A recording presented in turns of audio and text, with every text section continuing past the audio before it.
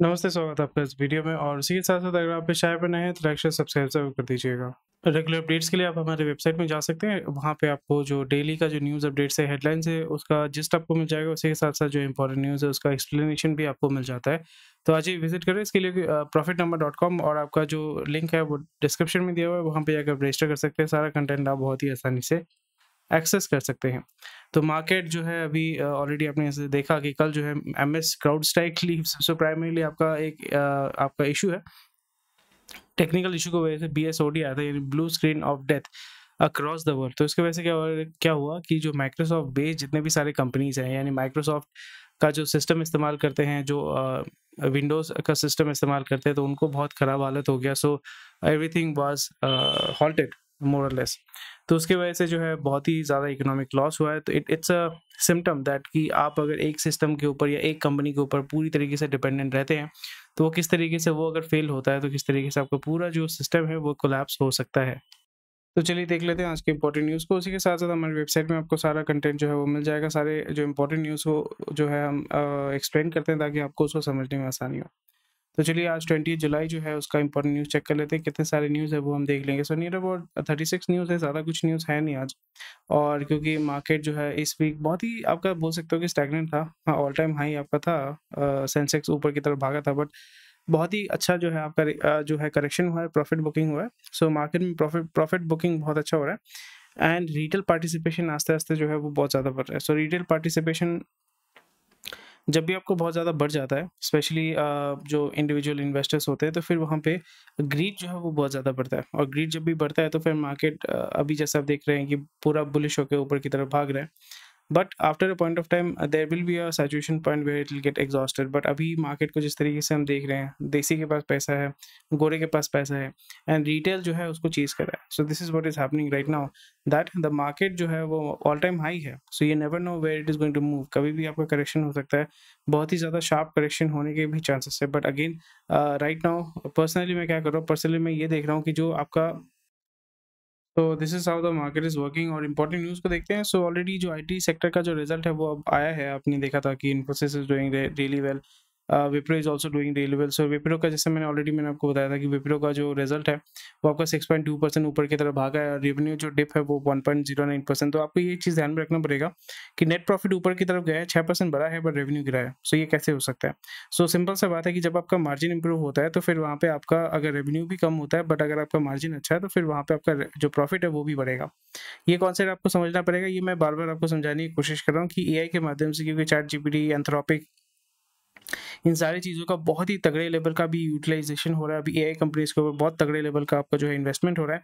सो backbone जो जितने भी सारे जो एआई वाले कंपनीज़ हैं, एआई वाले टूल्स हैं, उसका बैकबोन जो है चैटजीपीटी है या एंथ्रोपिक है या फिर गूगल का जो जेमिनी या बार्ड है वो है। और इन तीनों के माध्यम से अभी क्या हो रहा है कि एआई टूल्स को जो है वो अभी बनाया जा रहा है और यहाँ पे इसको डिप्लॉय किया जा रहा है। सो मेन ऑब्जेक्टिव क्या है? एफिशिएंसी। ये सारे टूल्स जब आप इस्तेमाल करते हैं या ये सारे टूल्स जब आप डिप्लॉय करते हैं तो मेन ऑब्जेक्टिव क्या है कि इससे आप अपने एफिशिएंसी को इम्प्रूव करते हैं। तो इसलिए आपका जो विप्रो का जो नेट है, नेट प्रॉफिट जो है वो आपका 6.2% बढ़ा है और टुवर्ड्स 3000 करोड़, और रेवेन्यू जो है वो आपका 1% डिप हुआ है क्वार्टर ओवर क्वार्टर। तो ये एक बहुत ही ज़्यादा इंटरेस्टिंग चीज़ है। ये बहुत एक अच्छा ट्रेंड आपको देखने को मिलेगा। सो नेक्स्ट न्यूज़ भी आपने को देखने को मिलेगा कि यहाँ पे deal wins help Wipro no revival in demand soon. तो यहाँ पे एक्सपेक्ट भी कर रहे हैं कि भाई डील जो है वो तो विन करेंगे, क्योंकि यहाँ पे जैसे मैंने आपको ऑलरेडी बताया था कि रीनेगोशिएट हो रहा है, बातचीत हो रहा है कि भाई हम जो है इतना पैसा नहीं दे सकते हैं, आपको जो है काम करना है करो, नहीं तो there is always a third party who is always there is a next party who is willing to take that work away from you. So these are the things. Revival अभी इसलिए नहीं देखने को मिलेगा क्योंकि हर जगह पे आप देखोगे कॉस्ट कटिंग हो रहा है।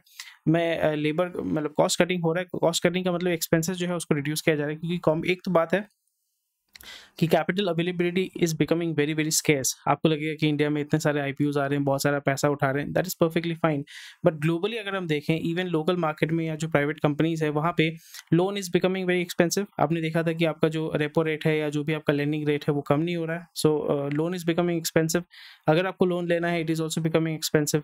और उस जगह पे आपने ये भी देखा होगा कि जब भी आप खर्चा करने जाते हैं, जब आपका लोन जो है एक्सपेंसिव हो जाता है, जब मार्केट से पैसा उठाते हैं, when it becomes expensive, so you want more return on investment, क्योंकि जो पैसा आप लगा रहे हो रिस्क लेके वहाँ पे आप ज़्यादा रिटर्न चाहते हो, तो ज़्यादा रिटर्न आप एक्सपेंसेस को रिड्यूस करके या प्रॉफिट को बढ़ा के मार्जिन को बढ़ा के एक्सपेंसेस को रिड्यूस करके ही आप कर पाओगे। So these are the all the different factors which is involve in the whole process all together. तो इसी के बारे में जो है आपको समझना और जानना बहुत ही ज़्यादा इंपॉर्टेंट हो जाता है। ठीक है, अभी और एक चीज़ आपको यहाँ पे देखने को मिलेगा कि आरआईएल का जो प्रॉफिट है वो 4% नीचे की तरफ गिरा है। रिलायंस इंडिया लिमिटेड है, तो रिलायंस इंडिया लिमिटेड के अंदर आपका जो है रिटेल वाला डिवीजन है, ऑयल रिफाइनिंग वाला डिवीजन है, और सबसे मेजर जो आपका ड्राइवर है, रेवेन्यू ड्राइवर है, that is the oil refining business of Reliance. उसके बाद आ जाता है आपका जियो प्लेटफॉर्म्स। जियो प्लेटफॉर्म्स भी रिलायंस के अंडर ही है, बट उसको separate I am pretty much sure कि within couple of years इसको सेपरेट कर दिया जाएगा। जियो फाइनेंशियल्स को जिस तरीके से आपको सेपरेट किया गया उसी तरीके से जियो आपका जो प्लेटफॉर्म्स है उसको अलग किया जाएगा। और जियो टेलीकॉम नहीं आएगा, जियो प्लेटफॉर्म्स के अंदर आपका टेलीकॉम का बिजनेस भी आएगा, उसी के साथ साथ जो मीडिया कंपनी या जैसे जी एंटरटेनमेंट हो गया या जो मीडिया का जो सेक्टर है, दोनों को कंबाइन करके इसको मार्केट में लेके आएंगे। सो अगर टेलीकॉम, क्योंकि over a period of time it will degrade, वहाँ पे इन्वेस्टमेंट आपका ज़्यादा है, रिटर्न के लिए आप जो है ARP जो है इंक्रीज करोगे, रेवेन्यू जो है इंक्रीज करोगे, तो वहाँ पे आपका एट्रिशन ज़्यादा होगा, बट मीडिया के माध्यम से आप जो है डिस्ट्रीब्यूशन कर पाएंगे और वहाँ पे आप जो है रिकवर कर पाएंगे। So that is these are some of the reasons that you need to understand, ताकि आप रिलायंस के जो स्ट्रक्चर है, रिलायंस का जो फ्यूचर है, वो आप देख पाएंगे कि कोई भी अगर एक वर्टिकल नीचे की तरफ जाता है तो दूसरा जो बिजनेस है वो उसको सस्टेन करेगा, उसको सपोर्ट करेगा, उसको ऊपर की तरफ ले जाएगा। ये रिलायंस जो है आपको नेक्स्ट मंडे को आपको देखने को मिलेगा, most probably it will go down. ठीक है, थोड़ा सा नेगेटिव सेंटीमेंट होगा तो हल्का फुल्का सेल ऑफ डेफिनेटली होने वाला है, और रिलायंस जब सेल ऑफ होगा सो तो पूरा सेंसेक्स जो है, ये पूरा निफ्टी जो है वो नीचे की तरफ आएगा। So we can expect Monday को जो है अच्छा खासा जो इरोजन है वो होने के चांसेस हैं, वी कैन एक्सपेक्ट दैट। और यहाँ पे और एक चीज़ हमने देखा था कि डिस्पाइट दिस, यानी आपका 4% कंसोलिडेटेड नेट प्रॉफिट में नीचे की तरफ गिरा है। यहाँ पे जैसे मैंने बताया कि आपके लो रिफाइनिंग मार्जिन, हमेशा ध्यान रखें मार्जिन जब जितना कम होगा वो उतना डिफिकल्ट बिजनेस होता है सस्टेन के लिए।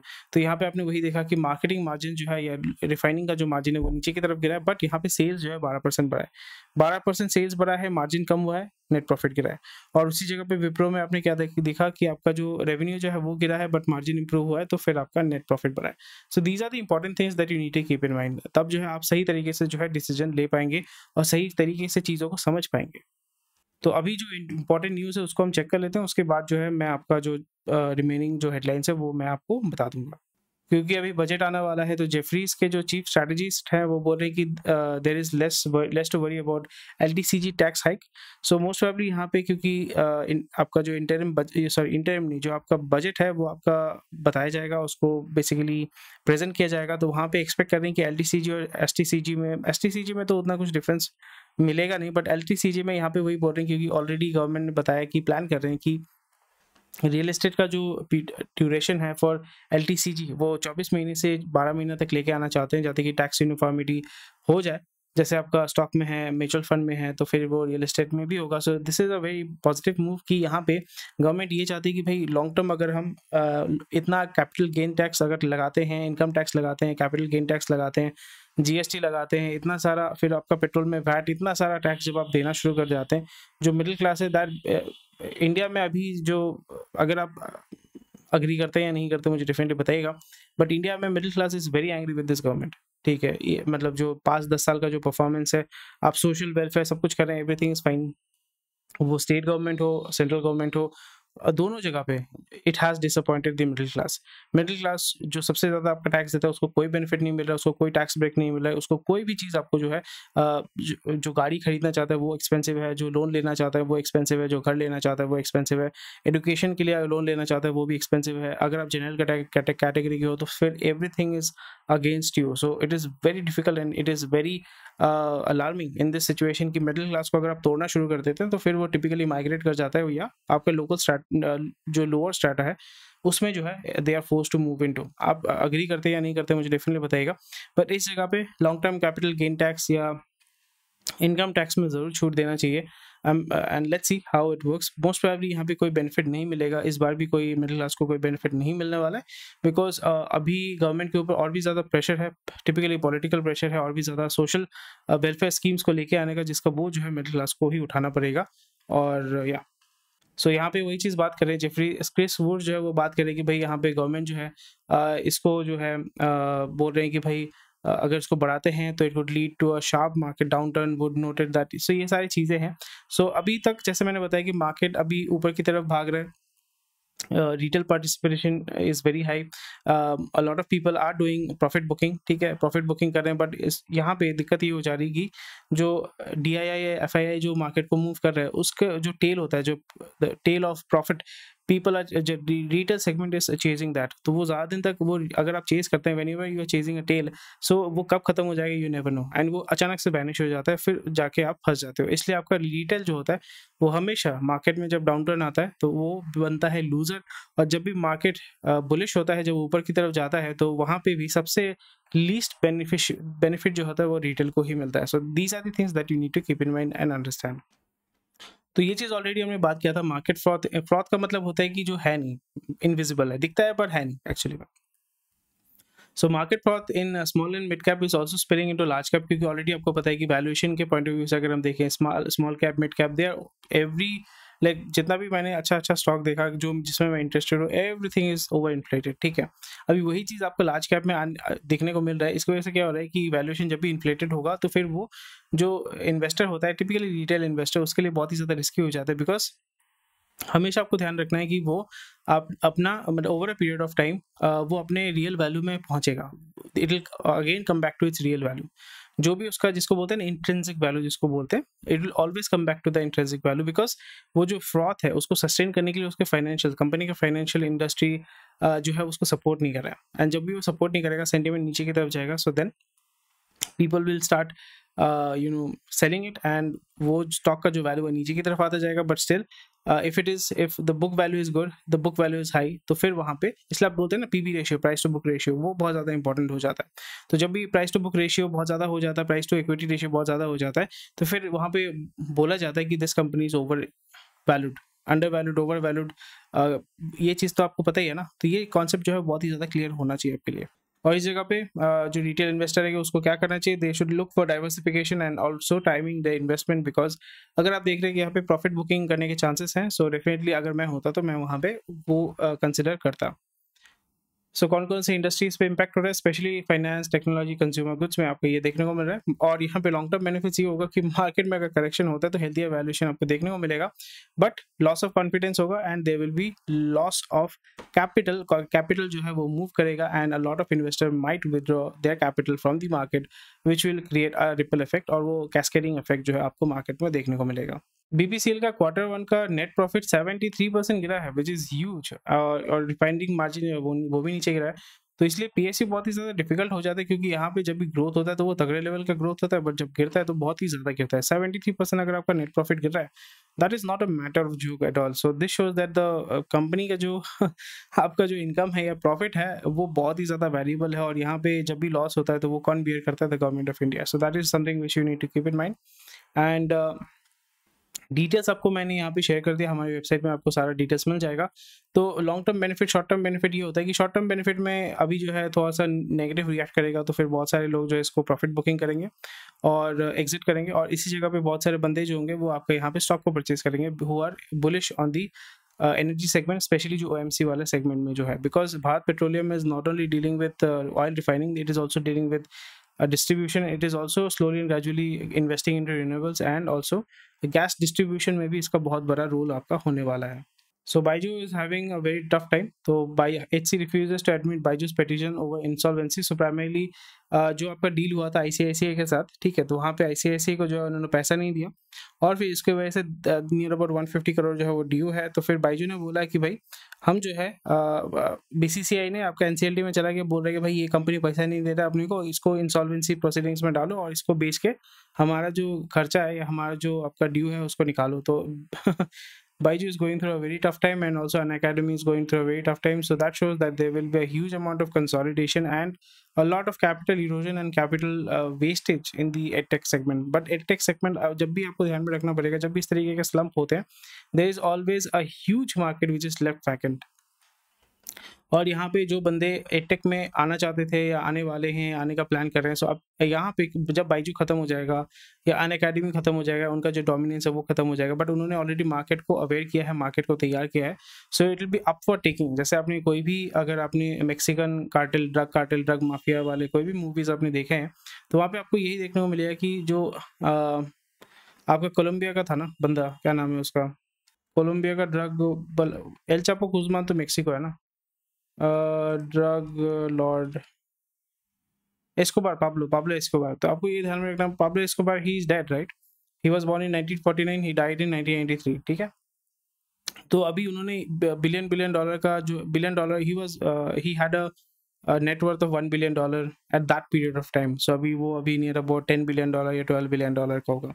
So that means that he created a $1 billion industry right, जो आपका कोलंबिया से आपका शिप होकर यूएस में आता था थ्रू मैक्सिको। और बेसिकली मैक्सिको क्या करता था, मैक्सिको वाज दी मतलब बेसिकली जो जितने भी कार्टेल थे वो क्या करते थे, उसको आपका सप्लाई करते थे। Then they started to make their own cocaine और एल चापो गुजमान। और क्योंकि यहाँ पे इस चैनल के नियर अबाउट 40% व्यूअर्स फीमेल होते हैं, तो यहाँ पे उतना गोरी स्टफ ये सब मैं शेयर नहीं करना चाहता हूँ, बट स्टिल अगर आप इसको स्टडी करना चाहते हैं, जस्ट गिविंग अ रेफरेंस ताकि आपको समझने में आसानी हो कि जब भी आपका कोलंबिया में जो ड्रग लॉर्ड है, वो सपोज ही डाइड, उसका नेटवर्क खत्म हो गया, उसका बिजनेस खत्म हो गया, बट डिमांड तो हमेशा रहेगा ना। तो डिमांड को आपका सप्लाई करने के लिए, डिमांड को केटर करने के लिए, there will be other companies और other groups, they will be coming into the place. El Chapo Guzman came, जैसे आपका पहले आपका कोकेन जो है वो आपका बहुत ज़्यादा डिमांड में था, कोकेन अभी भी डिमांड में है, बट कोकेन की जगह में अभी सस्ता जो आया है मैथ की जगह पे अभी कौन आया है, फेंटेनिल आ चुका है। तो क्रिस्टल मैथ जो है that is poor men's cocaine. और अभी जो है मेथएम्फेटामिन जो है, ब्रेकिंग बैड में आपने इसे देखा था, it is chemically produce, you do not need coca plants and coca leaves, ये सब की जरूरत नहीं होती है। अभी इससे भी सस्ता आ चुका है, वो है फेंटेनिल। तो फेंटेनिल अभी आ चुका है। फेंटेनिल भी जो है वो भी आपका एक ड्रग है। So these are all man made drugs. Fentanyl is highly potent synthetic piperidine opioid मतलब ओपोइड है ये। कोई भी जो ड्रग है वो ओपोइड रहेगा, तो वो आपका एडिक्टिव होता है। ये ड्रग है, यूज किया जाता है, it is used for pain basically pain reduce करने के लिए after surgery and all. But इसको जो है आप कंज्यूम करेंगे तो फिर ये बहुत ज़्यादा डेडली भी होता है और it is very very addictive. तो मैं बोलने की कोशिश ये कर रहा हूँ कि यहाँ पे there will be a market, upcoming market in the segment, जहाँ पे आपका एडटेक जो खाली हो चुका है, वहाँ पे अलग अलग छोटे छोटे बड़े बड़े प्लेयर्स आएंगे और वहाँ पे गेम खेलेंगे, and there will be a huge market which will be up for taking. So अगर आप आना चाहते हैं, so you can consider that. और अगर आप इसमें इन्वेस्ट करना चाहते हैं, so something I will be definitely looking forward to. RL का प्रॉफिट, ये सारी चीज़ें हमने बात कर ली है। तो मोटा मोटी जो इंपॉर्टेंट न्यूज़ था वो हमने कवर कर लिया। 17 मिनट हो भी चुका है। और ये फॉर्मेट आपको पसंद आता है कि नहीं आता है, कि जहाँ पे हर एक चीज़ को लेके हम बात करते हैं, डिटेल्स में बात करते हैं, तो डेफिनेटली मुझे कमेंट सेक्शन में बताइएगा। पेटीएम का जो लॉस है वो 840 करोड़ बड़ा है, बिकॉज पेटीएम पेमेंट्स बैंक वो बंद हो चुका है, रेगुलेटरी इश्यूज हैं। और ऑपरेशनल रेवेन्यू जो है वो 36% नीचे की तरफ गया है, और यहाँ पे इनका जो मार्जिन है वो भी नीचे की तरफ जाएगा, which is something which is interesting. So Paytm, I was expecting it should grow, but again, it is embroiled in so many issues that इसमें invest करना, it will be a very big risk.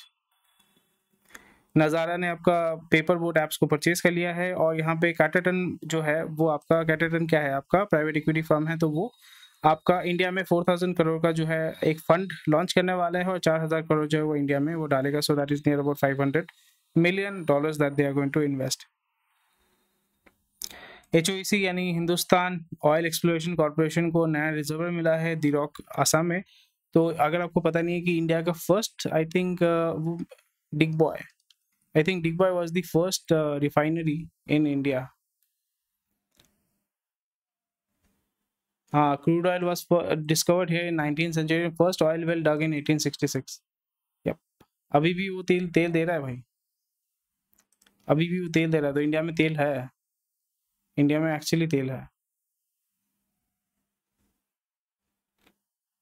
सो ऐसा नहीं कि India में तेल नहीं है। मेघालय में आपका कोयला है, डिगबॉय में आसाम में आपका तेल है। सो वेरी इंटरेस्टिंग स्टफ, ठीक है, ये चीज़ आपको ध्यान में रखना है। चलो नेक्स्ट न्यूज़ देख लेते हैं, जो इंपॉर्टेंट न्यूज़ है वो हम चेक कर लेंगे। RIL का consumer shines on but operating profit on track, तो ये सब तो हमने देखा हुआ है। फुटफॉल जो है और हाँ, स्पाइसजेट जो है आपका पैसा उठाने वाला है QIP के माध्यम से। सो स्पाइसजेट जो है Monday we can expect that will go up.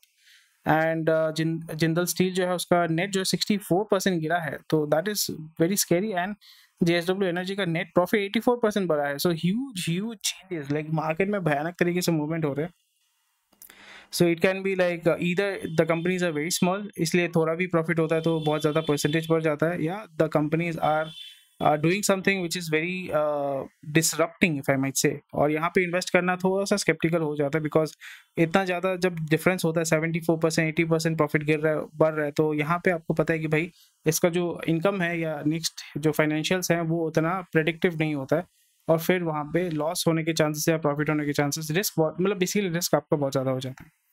UltraTech का जो नेट जो है वो फ्लैट है फॉर ऑब्वियस रीजंस। नए नए एक्विजिशन भी कर रहे हैं, बहुत ज़्यादा हेवी मार्केटिंग भी कर रहे हैं, और क्योंकि साइक्लिकल बिजनेस है तो अभी जो है सीमेंट का सेल्स अभी कुछ महीनों तक इस क्वार्टर कम रहेगा, पर वो बारिश का सीजन जब खत्म हो जाएगा, मानसून फ्लडिंग ये सब होने के बाद, फिर आपका सीमेंट का डिमांड जो है आस्ते आस्ते बढ़ेगा। और क्योंकि बारिश के सीजन में इनका जो स्टॉक होता है वो भी डैमेज होता है, मॉइस्चर की वजह से वो स्टॉक जो है डैमेज होता है, उसको भी सेल ऑफ करना पड़ता है, तो वहाँ पे भी उनको लॉस फेस करना पड़ता है। और रुपी जो है it ends at lifetime low of 83.66, so it is going through a very tough time, so we can expect that inflation जो है कंट्रोल में आने के चांसेस बहुत ही ज़्यादा कम हो जाएंगे।